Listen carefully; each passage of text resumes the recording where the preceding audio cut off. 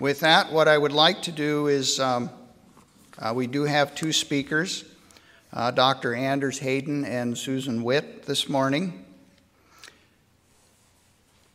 Each of them bring critical perspectives to the discussion that we're having here, based on critical thinking around the old model of endless growth, which has pretty much played itself out due primarily to resource constraints, as well as ideas of green growth and sufficiency.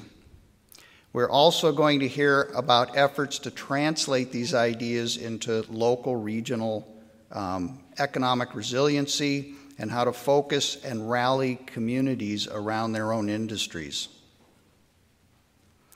I'd like to first introduce Anders Hayden. He's with Dalhousie Department of Political Science since 2010, PhD from Boston College, master's from York, and he's been to McGill for his undergraduate. He's in a hot space right now. He's examining social and political responses to climate change and other environmental challenges. He's interested in the balance between promoting ecological modernization, i.e. green growth, and sufficiency-based alternatives to the endless growth of production and consumption. His interest in sufficiency perspectives has included work on initiatives to reduce the hours of work. That's a question that came up on Thursday night. His recent works include political impacts on alternative economic indicators, alternatives to the GDP, for example. So he's been to Bhutan, a country that has established the gross national happiness rather than the gross national product as its overriding goal. With that, I would like to welcome Anders to the stage.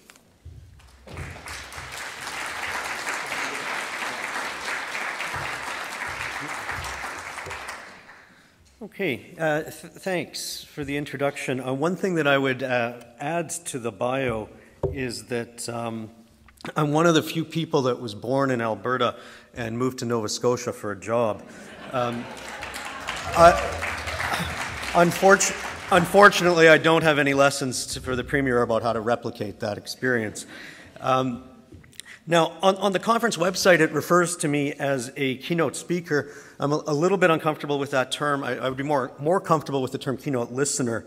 As I'll explain in a little more detail in a moment, I think we do need a mix of ideas and actions that draw on two very different perspectives. First, we absolutely need to create forms of green growth that involve new economic activity that meet human needs and create sustainable livelihoods. And second, I think we do need to acknowledge something that is very difficult for our political leaders and our business leaders for very understandable reasons, and which may sound something like heresy, but that we do, I think, begin to need to think about beginning the shift away from a focus on infinite growth on a finite planet and some of the values that go with it, and instead embrace an ethic of sufficiency. So I've been learning a lot here, listening to the various accounts of people that people have brought forward at this conference. Some of those initiatives, a lot of those initiatives are about efforts to create forms of green growth, which are very important, but to some degree they also involve responses to the fact that many rural communities are already living in something like post-growth conditions.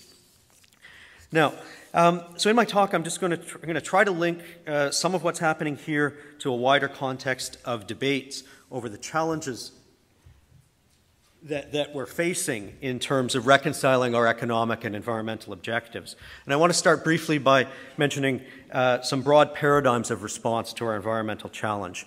Basically, so far we've seen two dominant responses. Both are pro-economic growth responses. The first one we could think about is business as usual. The idea of pursuing endless economic expansion while downplaying or denying the severity of our environmental problems. And we've heard a lot of this, from this perspective. There's seen to be a great deal of conflict between environmental measures and GDP growth, and growth from this perspective must prevail. And this typically comes with the idea that environmental action is too costly, and this approach has long been dominant, and it is, at least at the federal level in Canada, still the dominant outlook. But it is an approach that's on the defensive. and in recent decades, it's been challenged by another pro-growth perspective, which sociologists and political scientists would call ecological modernization. More simply, we could just refer to this as a green growth perspective. So it's a perspective that highlights the importance of addressing our environmental challenges, even as it remains very committed to economic growth.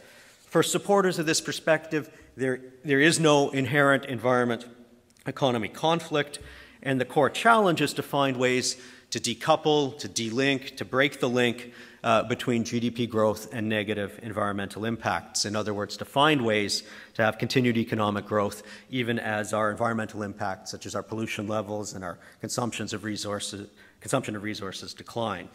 And so to achieve that, how do you do that? Well, in principle, at the center of this vision is a focus on greater ecological efficiency and also greener technology. So these offer the promise of reducing our environmental impacts for each unit of production so we can have less pollution or less resource consumption for every dollar of economic value that we create. And this perspective typically comes with it a win-win discourse talking about win-win possibilities, emphasizing that environmental action and economic opportunity goes hand in hand. And it's based on the idea that we can link our action to address climate change and other environmental challenges to economic strategy through, for example, the creation of green jobs and business opportunities and profit opportunities and export opportunities by expanding the renewable energy sector and green technology production and other environmentally sound forms of economic activity. And these types of ideas are very important. They've been very important in a lot of countries in the world, in places where they've enabled some cooperation amongst government, amongst business leaders, amongst many environmentalists, amongst workers and labor unions and others, in moving beyond business as usual and to start addressing the challenges of climate change and our other key ecological challenges. So these ideas have been very prominent, for example, in countries that are seen to be environmental leaders, such as Denmark, Germany, Sweden, and we've also seen these ideas play a role in some provinces, BC, Quebec, Ontario, and at least to some degree here in Nova Scotia. Now, not everyone is convinced that that perspective goes far enough, and this is where the heresy comes in. Others, myself included, would argue that these ideas of green growth don't go far enough. They fail to question the drive for ever more production and consumption, which is running into the limits of a finite world. And so I refer to this set of ideas as a sufficiency approach. So proponents of this perspective would question continued growth of production and consumption in already wealthy nations. And this perspective asks the question of how much is enough? How much do we really need? And it's also quite critical of that project of decoupling, of delinking economic growth and environmental impacts that I just mentioned. I won't have time to go into the details of the data around that, but I'll just say that it's the prospects on the environmental side at a global level don't look particularly good if we continue pursuing growth as we have in the past with a rising global population, with trying to aspire to consumption standards that continue to rise even in the wealthy countries. So in other words, the evidence so far of our ability to break that link, it's not particularly strong so far. Now, this perspective also raises a challenging idea, but potentially an interesting one, suggests that GDP growth isn't the same. It's not equal to greater well-being in rich nations. And there you see maybe a little bit small, apologies if that's a little bit small, but what you see there is one example of evidence this is from Britain, showing the rising line is GDP per capita over the past few decades, and then the flat line is life satisfaction when you ask people how satisfied they are with their lives, and you see very, very little change over this time. And there's a lot of evidence, there's an interesting debate going on there about the relationship between economic growth and well-being or happiness, and a lot of debate going on about it, but if there is a link, it's not very strong at all in countries that are already wealthy. It makes a big difference in poor countries as people get wealthier, but in already rich countries, there's not a very strong link, if any. So alongside that, there's the idea that, well, maybe we could, well, on the one hand, we may need to redefine prosperity. We may need to rethink our vision of the good life that's currently focused on growth and consumption. And maybe we can imagine the possibility that we could still have good lives, maybe even better ones, even in an economy that wasn't so focused on growth. Now, there's a lot of complications, of course, on that point. We'd have to figure out a way to create a stable economy that still provides meaningful opportunities for people.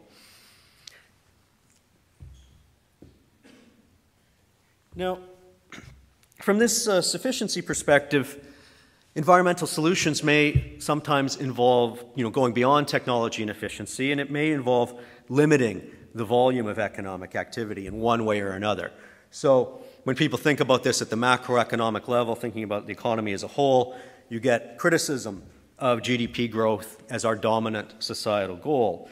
And alongside that, you get ideas calling for, what we heard in the first evening, calls for a steady state economy, or some people are now talking about a degrowth economy. That is an economy that's not growing, at least in terms of its material demands on nature, and an economy, in a society in which economic matters are secondary to the goals of living well, living in community with others, and in a sustainable relationship to nature. Now, at a smaller scale, at the micro level, you can see these ideas taking other forms. You can think about sufficiency being about limiting particular types of products, practices, or sectors that we could think of as being excessive. Now, of course, there's going to be a lot of difference in opinion about what types of activities have gone too far, what types of activities have grown too large in the world today. But we've seen a variety of different campaigns, and in a little bit of policy to try to limit a number of different things. So, for example, energy consumption. You can actually have a fairly wide degree of agreement that we need to limit that and have a much stronger emphasis on practices of energy conservation.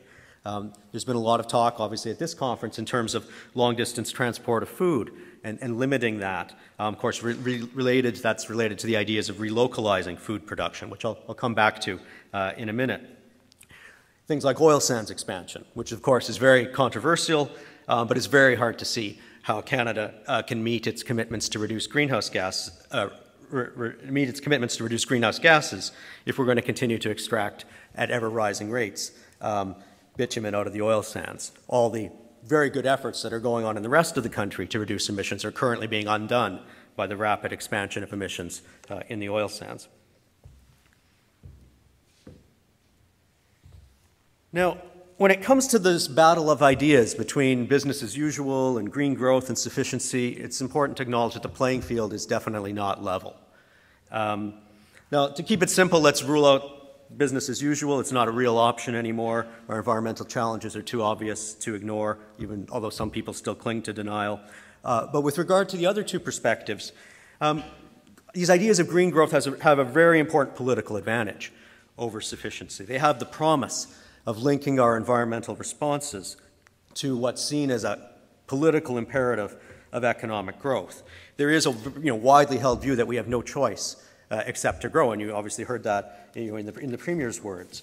And in fact, there is a sense of crisis when growth is absent. There's a fear of low growth in the future, and the Ivany report, for example, is a very good illustration of that sense of fear, that sense even of panic over what happens if Nova Scotia enters into a prolonged period of low growth, declining revenues for government, reduced public services, more young people leaving, etc. So there's a lot of fear about what a low or no growth world looks like, and some of that you could say is ideology. It's just a deeply ingrained worldview, but some of that reflects very real world concerns that we have to take seriously, such as how do you create new economic activity to keep young people in rural communities. So the Tim Jackson, who was with the UK Sustainable Development Commission, he looked at this set of issues and he put forward this idea that we face what he calls a dilemma of growth. That growth may be unsustainable, but degrowth appears to be unstable. Now, in putting forward that idea, he didn't say that we should give up, forget about trying to move beyond a growth-based society, but to contrary to what he was saying, is that we need to start thinking about this very difficult challenge of how to do that. And so I would argue that we do eventually need to move beyond that growth imperative, to figure out how to do that. That's going to be a long process. I think we have some partial answers already to how to do that. The issue of reducing hours of work, which came up the other night, could be part of it. But in any case, there's a lot more work ahead to figure out how we can have a non-growing economy that functions well for people, and some very significant obstacles to overcome. So one of the things that I'm interested in is where opportunities exist, even limited ones today, for these sufficiency-based ideas that look beyond growth. How can we start having at least some movement in that direction? And I would suggest that in the here and now, some of these ideas of sufficiency have some of their best prospects where there's some overlap with ideas of green growth. And I'm not going to have a lot of time to go into this in full detail, less time than I was expecting. But certainly one of the ways I think where there's an important overlap between these perspectives is with these initiatives to relocalize food production that have been very prominent in our discussions here. It's an interesting case because it's a point of common ground between the green growth and sufficiency perspectives. A more locally oriented food system, it's often promoted as part of the post-growth or degrowth vision. You know, among people around the world who are looking to move beyond our current obsession with growth, one of the main things that they tend to look at, one of the first things they tend to look at is localization of food as a way to rebuild local resilience, rebuild communities, reduce dependence on fossil fuels, cut carbon footprints, and so on. And so this can also be seen as a form of sufficiency. You know, saying enough is enough in terms of distances traveled by food and all the fossil fuels that are needed to transport it. But you don't have to be a critic of endless growth to favor food localization. From another angle, this can be seen as a form of ecological efficiency. It involves reducing the amount of miles that we have to transport food for each unit of food. But most importantly, it's a form potentially of green growth. It can lead to the expansion of the local food economy. So you can end up with potentially a range of allies from a variety of different perspectives who can see an interest in local food production, including those who have a critical perspective on growth and those who remain as committed to growth as ever, notably governments. And we've seen some of these local food activism, some of the local food entrepreneurship has benefited, at least to some degree, from supportive policies from various provinces. Nova Scotia being one of those that has provided some support for local food initiatives. Now, local food activists generally argue that those policies could be much stronger. Much more could be done to shift away from a food system that's still largely geared towards big producers and global markets. For example, governments and public institutions like hospitals and universities could do much more in terms of procurement of local food. But even though more could be done, it's still noteworthy that governments do get on side. Now, you know, why the government interest in these issues? Well, it's no great mystery. You know, government has an interest in more sales, in more revenue. There's strong support from farmers. It's also a type of initiative that can connect with the interests of the agro-food industry. So it's an interesting case where there's a convergence and overlap between the sufficiency-based emphasis on living within local limits and the interests of government, farmers, and the food industry in expanding local food production. So it's a case, maybe somewhat ironically or surprisingly, where these ideas of sufficiency can also be linked to the economic growth imperative, that drive for economic growth that so powerfully shapes government action. Now, it may be a rare case, but I think there may be some others where it's possible to find some similar examples.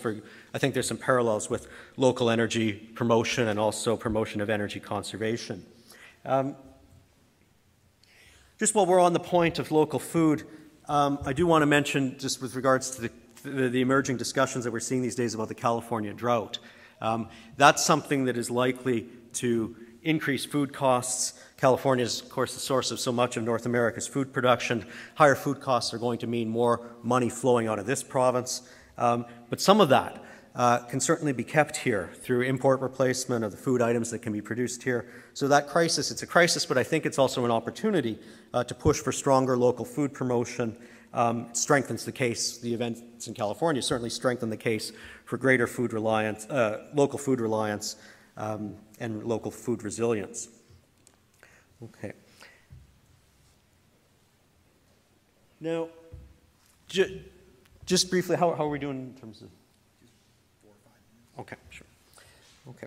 So, one other example where I think there's an interesting overlap or convergence between potential common ground between supporters of green growth and critics of growth is around the idea of alternative economic indicators, alternatives to GDP as our measure of economic well-being or prosperity.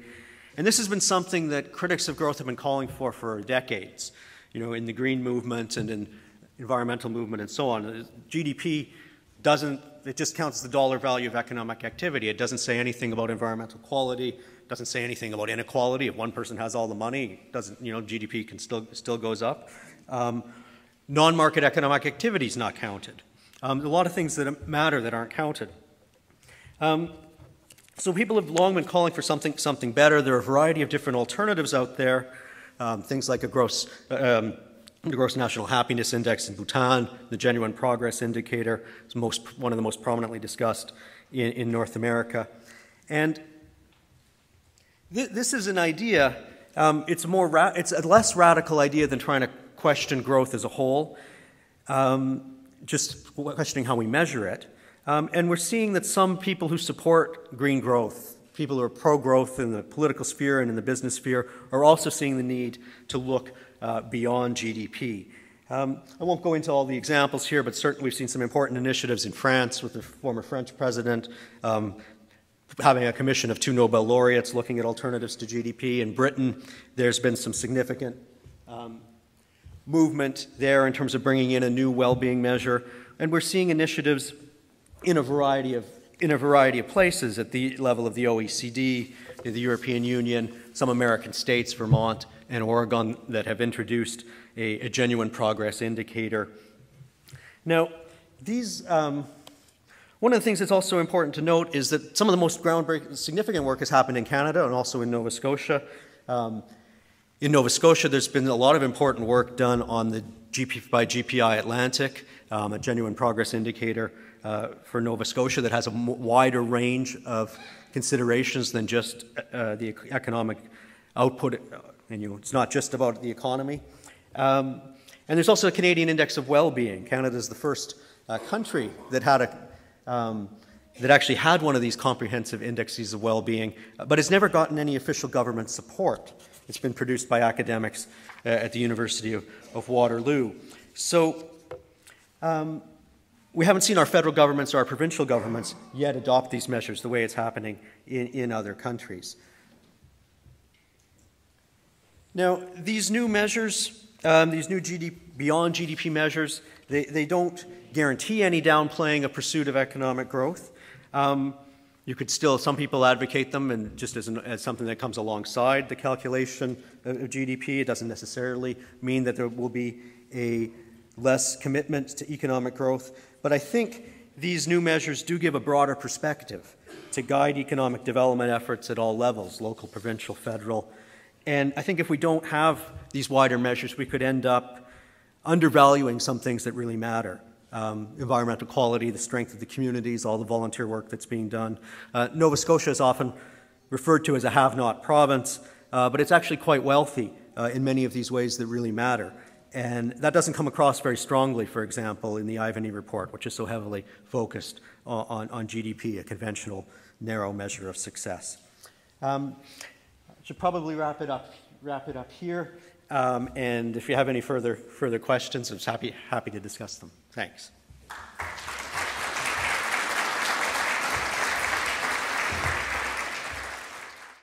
I would like to introduce our next speaker, Susan Witt, and I must say that I'm very pleased and deeply honored this morning to be able to introduce her. In 1980, Susan co-founded the E.F. Schumacher Society with Robert Swan. E.F. Schumacher, as many of you know, is the author of the book Small is Beautiful, a study of economics as if people mattered. It was published in 1973. Now, isn't that a great title? We could use it for our conference quite easily. Certainly, Fritz Schumacher was a visionary, and he could foretell back in the early 70s the issues we were going to deal with today. Susan Witt is now the executive director of the newly named Schumacher Center for New Economics. She led the development of many of the center's highly regarded programs, establishing the Schumacher Center as a pioneering voice for a new economy.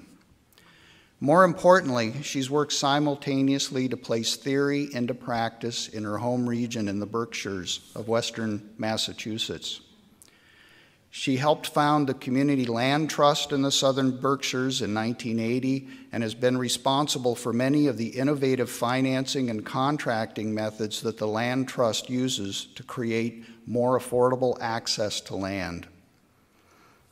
In 2006, she co-founded the Berkshires, the local currency program that has won unprecedented international media attention as a model for other regions.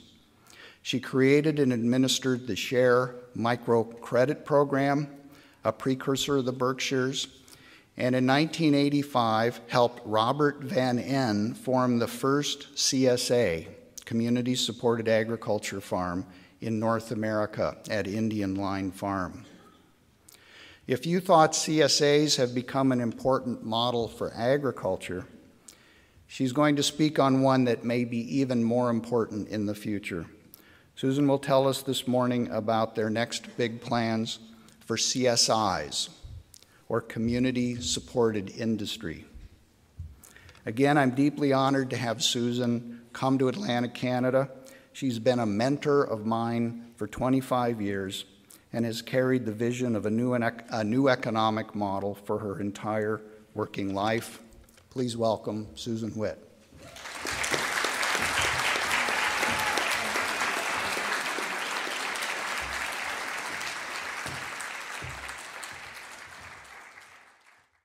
It's a real treat to be here, first time in the Annapolis Valley, and it's just gorgeous.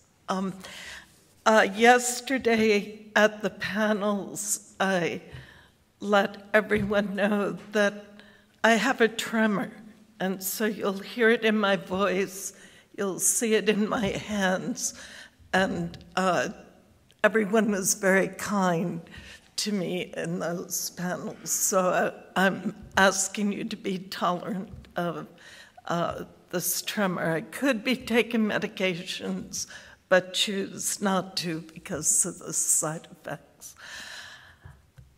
Thomas Piketty's book, Capital in the 21st Century, has laid to rest any argument of a level playing field in a market-based economy. Piketty, a French economic historian, takes 400 pages. Have you read it yet, Anders? To meticulously document the fact that owners of capital assets, including stocks, bonds, and most importantly, real estate, have historically realized a financial return higher than wage growth. What does that mean? It demonstrates there's a built-in bias favoring those with capital assets over those living on wages alone. It's not a level playing field. His conclusion is that without fundamental system change or politically prescribed adjustments or transfers, the distribution of wealth will tend inevitably to concentrate in fewer and fewer hands, with all the social and economic problems that such disparities suggest. Piketty's book is only one example of a growing interest in that alternative, green, resilient, sustainable, just, fair, new economic system. And it's building on a tradition of alternative economic thinking, a tradition that includes Kropotkin, that includes Martin Buber, that includes J.C. Kumarappa, the Gandhian economist, that includes my favorite and Canada's own Jane Jacobs, and of course includes Fritz Schumacher, but even esoteric thinkers like Rudolf Steiner. So a strong tradition of new economic thinking to draw on, because every movement needs a history to have a future. And that history is rich. But if we're looking at a new economic system, what are the building blocks?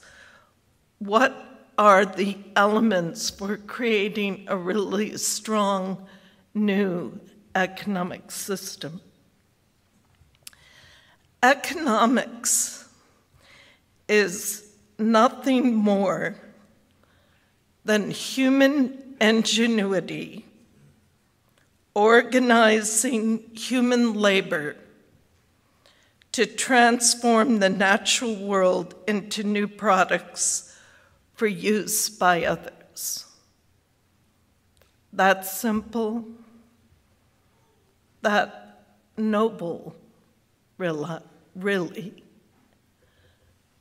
So it is nothing more than human ingenuity organizing human labor to transform the natural world into new products to share with others.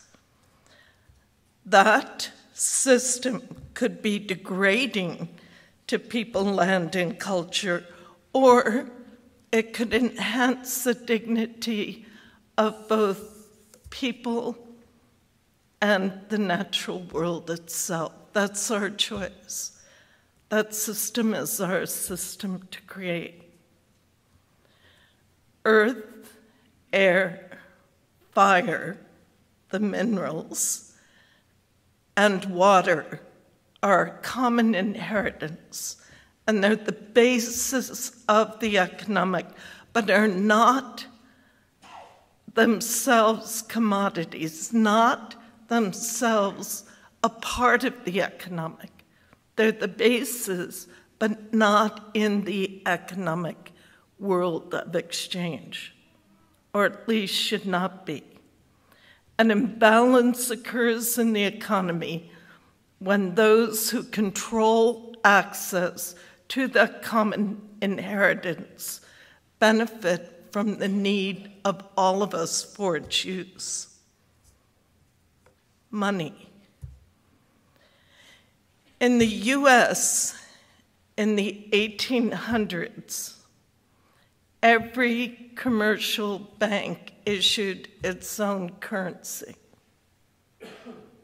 What did that mean? That meant that every region had available to it an amount of currency issued by people who knew the region and knew the assets of the region, the natural base, the human base. It was Main Street knowledge how to issue money responsibly. The way it was put into circulation was issuing for new production, issuing for productive loans. Classic productive loans is the loan to the farmer for seeds in the spring.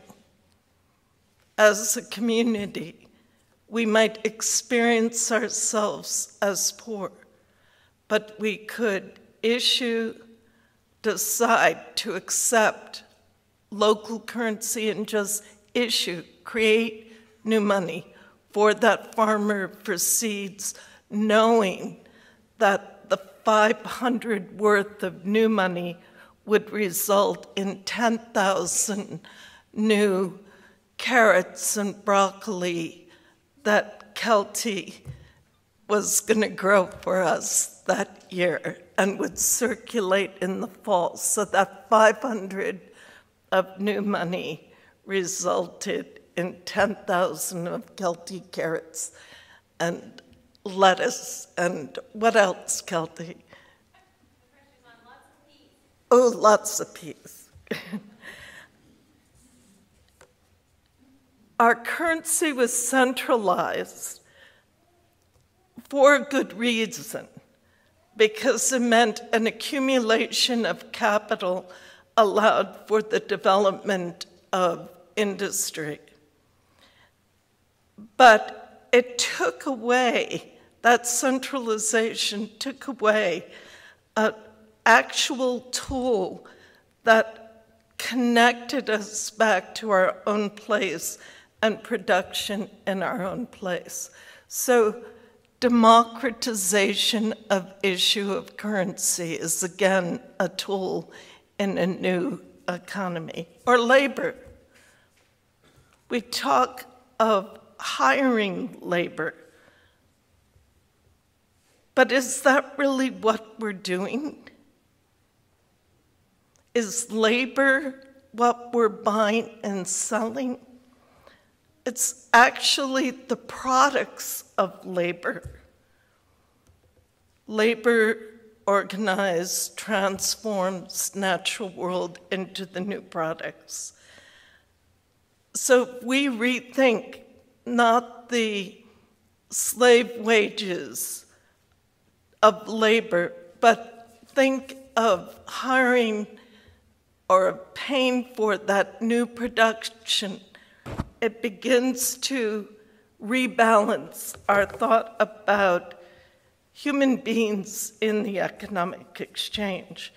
So when these relationships of land, of labor, of capital are set right, when labor is again dignified, when land is seen as a common resource for us to steward and use wisely and renewably,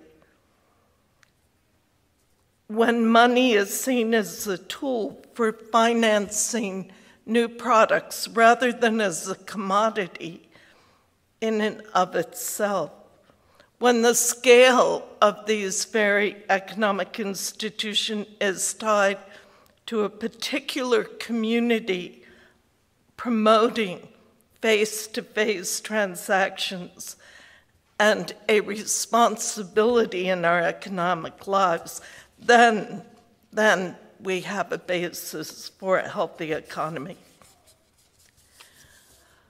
But how do we actually build this new economy? It's one thing to know what are the steps for actually building. We need a strategy. And at the Schumacher Center, we're focusing on a strategy that Jane Jacobs gave us, a strategy of import replacement. Cities and regions, she says, become stronger economically when they start to produce for themselves the goods that they have been importing into the region. And in that process, creating jobs and increasing economic self-sufficiency. Michael Schumann shared with you some of the research that shows that locally owned businesses are more environmentally responsible and contribute far more to economic well-being than do the corporations without local ownership. So the goal of import replacement strategy would be to create more jobs, but not ultimately more stuff. So it's expanding the economy, but expanding it with smaller batch production, employing more people. But, you know, that's going to take a cultural shift as well as an economic one. In a capitalist system, the producer takes all the risk for developing and introducing new products. I'd be glad to buy that product if they only created it for me. Some producer out there. In a socialist system, the state plans production. In a community-based system, engaged citizens voluntarily share risk with producers to ensure that the goods they want in the region are available. No excuse. It's our risk, our effort. And again, as Anders pointed out, it's the food system that creates the wedge into this new world. So in community-supported agriculture farms, the consumers, the members of the CSA, actually finance the annual operating costs of the farmer. How many of you are members of CSAs? Well done, group. Well done. More coming.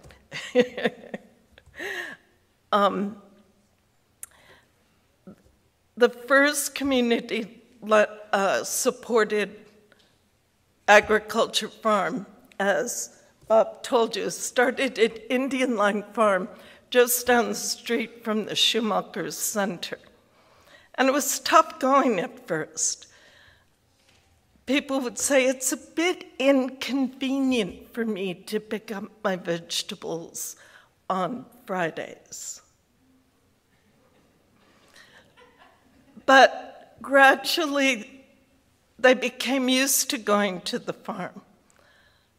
Whatever do you do with turnips? And the recipes would be shared. And then the experience of seeing the farmers, seeing the growth, the knowledge of the season. So, no, the tomatoes are not available the first week of June. That became understood.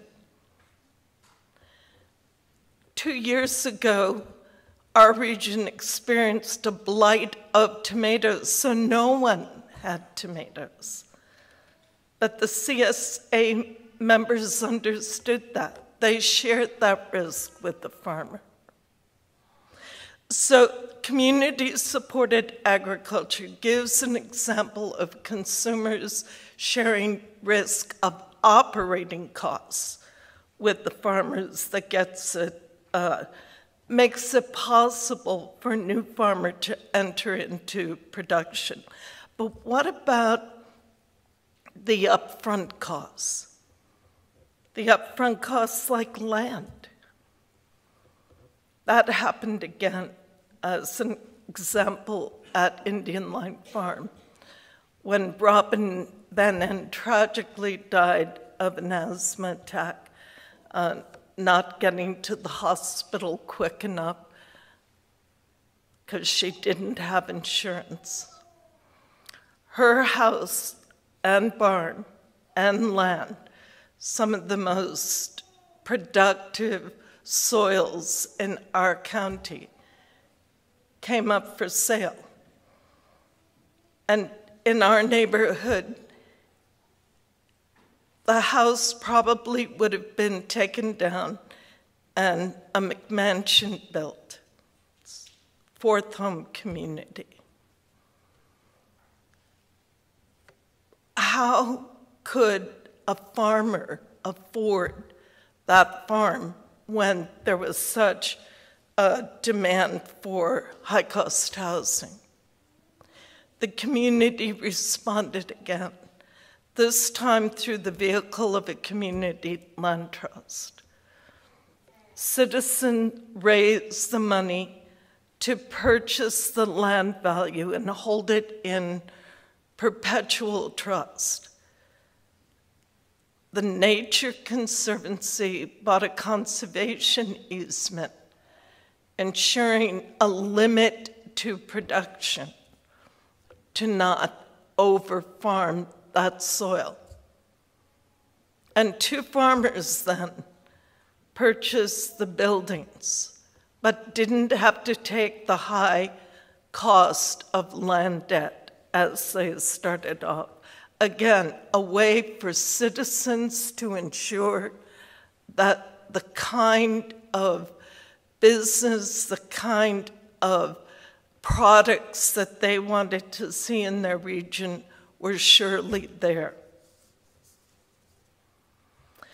But how do we move that? How do we move that from just consumers-supported agriculture to consumers-supported industry? What are the tools? What is our role? What is our responsibility? If you haven't met her yet, I'd encourage you to find my colleague Alice Maggio, who's the one that's leading this effort for us. Alice, do you want to just raise your hand?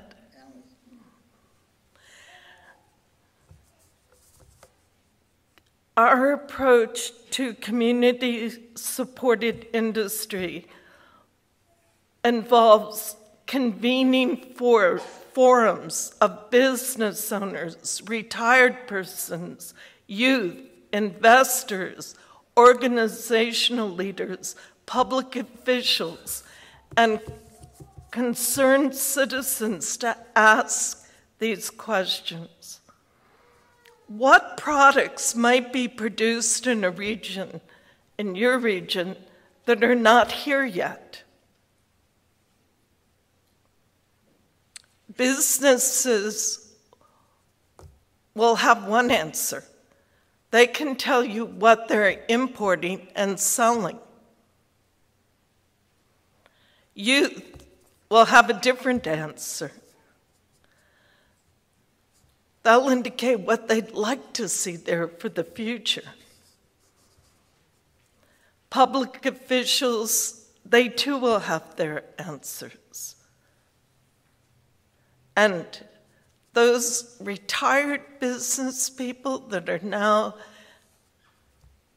sitting in their homes, remembering how productive they were, they'll want to help too. They'll want to think through what new products might come. So Alice has created a survey online to actually ask these questions. It's a survey to consumers, but also businesses, to public institutions. When Bob Swan was in the hospital, it was a long going for his difficult operation and recovery period. I remember sitting there and watching a nurse come in 4 times a day, took a little jar of applesauce, twisted off the top, took a spoon, and gave him 1 pill with the applesauce, because the applesauce made it go down easier. And I looked at that little jar of applesauce, 1 spoon, then tossed, and thought, we grow apples here. We could have applesauce. If just our one industry in our region of the Berkshires, our Berkshire Health Systems, which has 3 hospitals, multiple nursing homes, if that one industry, local industry, said 5 years from today, we guarantee that all the applesauce that we use will come from a local source, that's bankable. That's bankable to farmers to plant out their hillsides and apple trees. It's bankable to a co-op to say, we want to open a cannery. It's bankable, but you need those contracts, not talk. You need those contracts. You need to turn good ideas into a deal. These surveys that Alice has instigated serve at the same time as educational tools. Every time someone fills out that survey, they begin to imagine a different type of local economy, an economy with the goods that they'd like to see there. But then, how can we actually take that survey information into action?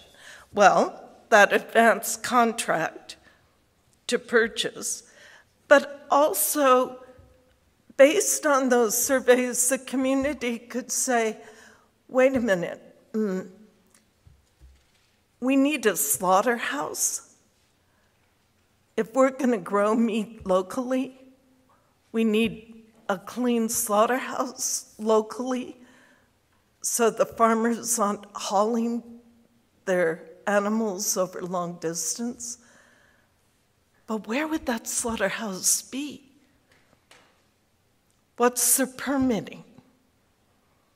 That's a community effort to identify a site, secure the permitting, raise the awareness of the need in the region, perhaps secure the site or the cost of the site through a community land trust. And then a business is not a new slaughterhouse business, a cooperative of the farmers doing it. They're not doing that upfront risk-taking of finding the site, securing the permits. The community does it for them. To see that's how a community can, in a concrete way, make these new ventures possible. And then there's community financing. And it might even be a financing in some cases, like, let's say community decides that it's really important to have local sourced energy production. And there's a new wind technology. Maybe it can go out in that Bay of Fundy, but it's risky. We haven't tried it yet. We don't know for sure. So the community decides that's worth an effort. We're going to take a chance on that. And we're going to put up the loan funds to make it happen. But it fails. Whose risk? Maybe it's all of our risk.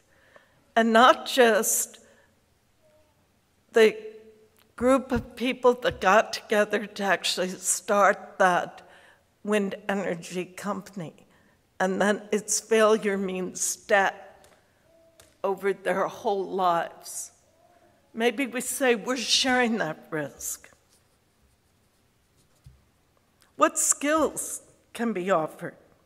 Well, those retired persons, those second homeowners. Someone spoke to me yesterday saying, we second homeowners, we're a good group.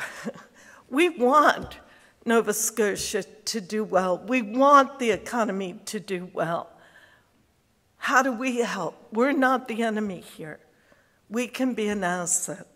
So it's turning and saying, use your business skills to develop and help mentor the writing of a business plan. Boy, we had a young guy in our community.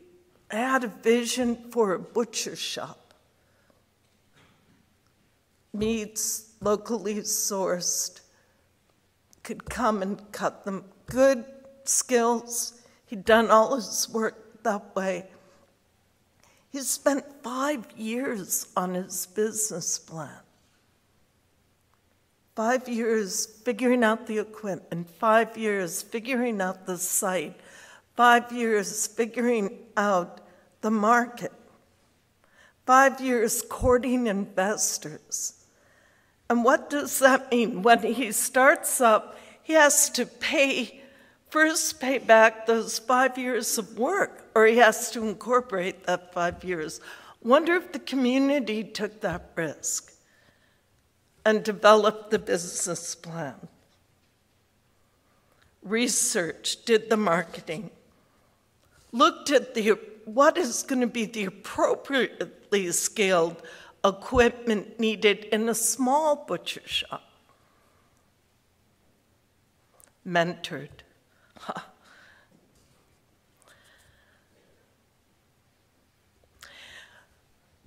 One kind of place those of us in the new economy field turn to a lot is Mondragon in Spain, where a Catholic priest concerned about employment for youth in the area first started a training school for the youth. And then when these Basque young men wouldn't be hired by the big Spanish corporations, they went to the drinking clubs in Mondragon, Spanish drinking clubs, where members of the community gathered and borrowed from them to start the first co-op. That's grown. There are now 100 co-ops out of Mondragon doing $6 billion a year in turnover. 10% of all profits must go back as grants into the community, meaning that there's a steady philanthropical stream for Basque language and Basque dance, once pushed down by the Franco regime, now thriving. But the real secret in Mondragon is the role of the bank. The bank had to be created because the co-ops needed a different financing system than presented by most banks, so they started their own. And the banks became the social entrepreneurs as new groups of young people would come forward and say, we've got an idea for a new co-op, and here's what we're thinking about. The banks would work with them, mentoring them through the business plan. But if that plan didn't work out, the bank went to its shelf of business plans already researched and said, why not try this product? We need, as citizens, to be those social entrepreneurs, creating business plans appropriate to our region, a library of them, to encourage young people. There's a future for you in this region, a future with a business not yet developed that will pay you a living wage. We want you here.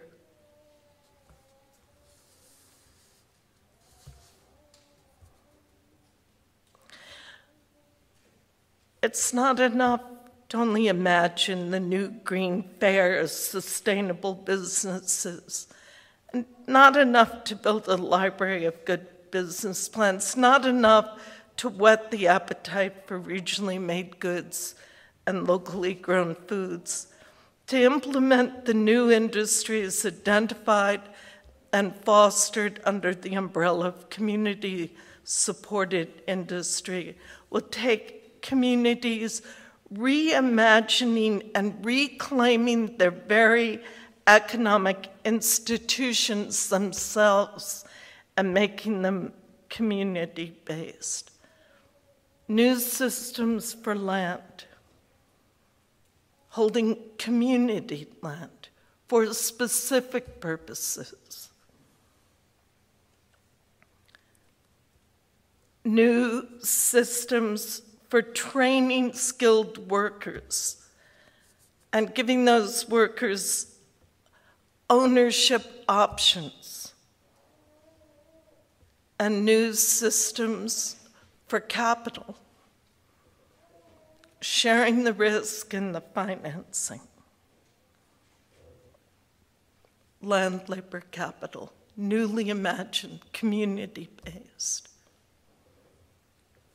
It's going to take multiple villages and multiple villagers to build a new economy.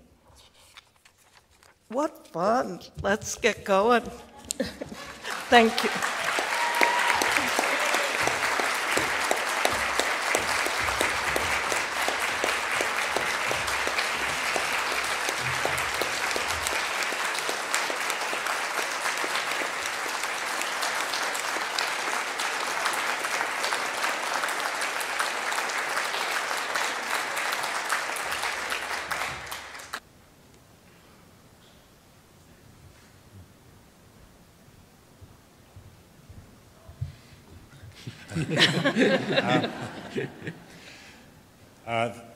Thank you very much. My question is for Anders, but I want to say to Susan that Small is Beautiful was probably the first serious book I ever read, and it's stayed with me to this day. It's beautiful in many ways.